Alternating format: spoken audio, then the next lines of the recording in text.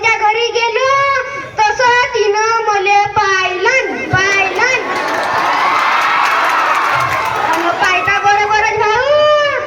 पायता बरोबरच भाऊ चायच्याच का पडलं तिले हसा आला मले पण हसा आला का सांगू भाऊ हसण्याच्या बारामध्ये माझ्या